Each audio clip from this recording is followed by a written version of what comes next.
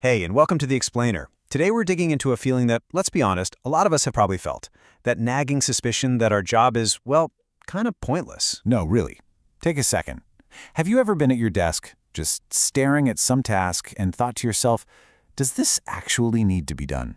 Like, would the world stop spinning if I just didn't do it? If that sounds familiar, trust me, you are so not alone. So to figure out why so many of us feel this way, we've got to rewind the clock. Way back, almost a whole century, to a super famous economist named John Maynard Keynes. And he made this just stunning prediction about the future of work. He genuinely believed that technology and automation would basically free us all up. He was thinking, a life of leisure, maybe 15-hour work weeks. But yeah, look around. That is obviously not what happened. For most of us, it feels like the complete opposite is true, right? So what gives? That's the big puzzle we're going to try and solve today. Well, one of the most powerful and honestly pretty provocative answers to that puzzle comes from a more recent figure, the late anthropologist David Graeber. He came up with a term for this feeling that just, bam, instantly clicked with millions of people. He called it a bullshit job. And look, this isn't just about a job you hate or find boring. No, the definition he laid out is actually super specific. So, at its most basic level, we're talking about a job that's just fundamentally useless. But the full definition from Graeber, it adds this really crucial psychological twist that honestly is what makes the whole idea so powerful. Okay, so check this out. It's that last part that's the real kicker. The employee knows their job is pointless but feels, and I quote, obliged to pretend that this is not the case. And that's where the real psychological damage starts to creep in, right? This is what makes it so toxic. This isn't about someone on the outside looking in and saying, hey, that job's dumb. No, this is all about the person in the job. They're the one forced to live this lie, this charade, every single day, knowing deep down that what they're doing contributes absolutely nothing of value. But Graeber didn't just stop at the definition. Oh no. He actually went on to identify 5 main types, creating this sort of taxonomy of pointless work. So, let's dive in and break them down. All right, first up we have the flunkies. These are the jobs that really only exist to make someone else look or feel important. A classic example, think of a doorman who doesn't really do much, or a receptionist for an office that never gets visitors. Their main function is just to be there as a kind of status symbol. Next up, number 2, the goons. Now, Graeber saw these jobs as having an aggressive or maybe even deceptive element to them. A lot of the time, they only exist because a rival company has their own goons. So, think of corporate lawyers, lobbyists, telemarketers, folks hired to basically fight or trick the other side's people. Third, and I gotta say I love this name, we have the duct tapers. These are the people whose entire job is basically a temporary fix for a problem that shouldn't even exist. They're there to patch up a flaw in the system. So maybe it's a programmer who spends all day cleaning up someone else's messy code, or that poor airline employee whose entire role is just to calm people down about lost luggage.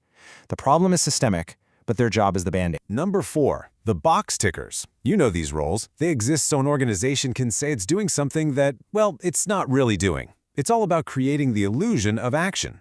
Think about someone who has to put together a corporate magazine that nobody reads, or someone who administers compliance surveys where the results just get filed away forever. It's all about the performance of being useful without any of the actual substance. And rounding out the 5, we have the taskmasters.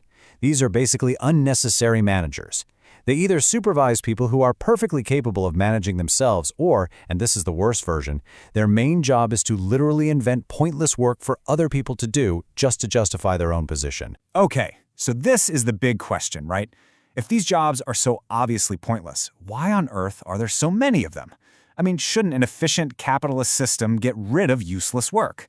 Well, Graeber had a few pretty compelling and, pretty radical ideas about why they stick around. He basically zeroed in on 3 main reasons. First, there's this weird technological paradox. Instead of giving us more free time, automation just ended up creating a whole bunch of new, pointless admin jobs. Second, something he called managerial feudalism. And this is the idea that managers hire subordinates not necessarily because they're needed, but to make themselves look more important, to build their own little empires.